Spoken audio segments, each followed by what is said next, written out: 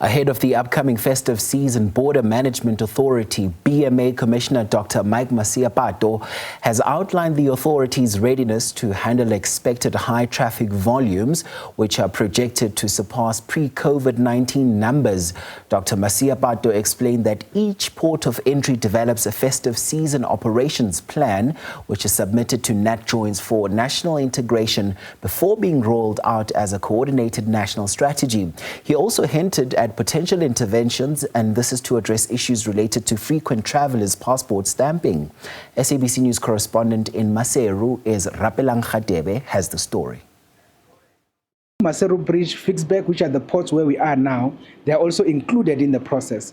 We do expect a bit of high volumes in terms of people movement in particular, primarily because we have now completely moved out of COVID. I think in terms of, I would say, the previous year, we're able to catch up in terms of the pre-COVID numbers, and now we believe that will be very much a bit away from that those numbers. There's still issue of numbers, staff capacity, that we tend to see the pedestrian crossing mixing with the driver's section, causing quite a delay. Do you think it's something that can be sorted out, that can be looked in as we approach? You see, the issue of capacity is one of the fundamental one. I think you are aware, for instance, that BMA is operating at around 25% capacity because we are having around 2,600 people. Yet, in terms of our structure, we are supposed to be having around 11,200. So we have a vacancy rate of around 8,000, and that is basically where we are. However, there has been some bit of promise, particularly from the Treasury, in terms of giving us some bit of additional resources, in terms of financial, for us to be able to bring more capacity.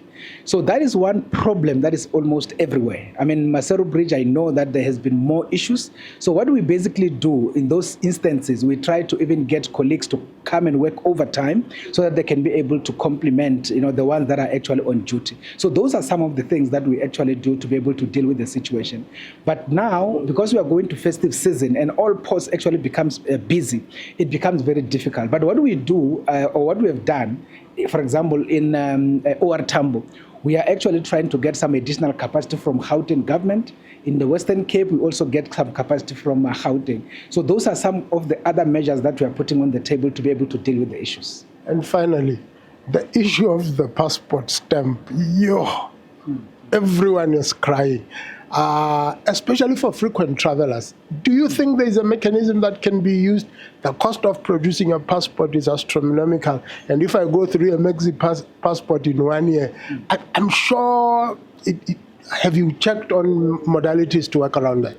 Yeah, you see the issue of the passports, I mean the stamps. Let me start by saying the issue of us having to retire the old stamps was very much necessary, primarily because the stamps were very much basic and they were literally people would buy them in bookshops. They will stamp people's passports for a fee and all of that. So that was creating a lot of problems. When we engaged our colleagues from the government printing works, where we actually asked them to help us to develop a stamp, because of the security features that they had to put in, it had to become a bit bigger.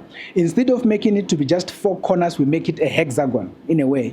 And we are trying to make it to be complicated and not easy to duplicate. So, but unfortunately, because of that hexagon nature of it is a bit big. So we have already received some complaints. Even the Minister of Home Affairs, Dr. Schreiber, did receive those complaints to say these stamps are big and it's a bit of a problem because when they have to, the frequent travelers, the passport get full quicker and it becomes a problem. So what is now happening is the Department of Home Affairs, because they are the custodian of policy, they are actually in engagement. We are part of those conversations and they are looking at a mechanism where we can have some possible concession where we might not necessarily want to be stamping on a daily basis the frequent travelers. We can stamp them, for example, in a particular day, and we jump other days until then they come back, and then when they come back again, so that we can try to manage the situation until we have, what you will call the bringing in of the electronic mechanism.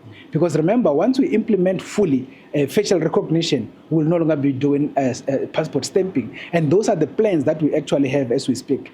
As we speak now, there is also some bit of work around that on its own. We have started some bit of work in Joburg, in OR Tambo, bit of work in Cape Town, and the intention is to roll it out as we go forward. So those are some of the fundamental issues we are looking at. So this will be resolved as we go forward. For now, People must just kind of survive.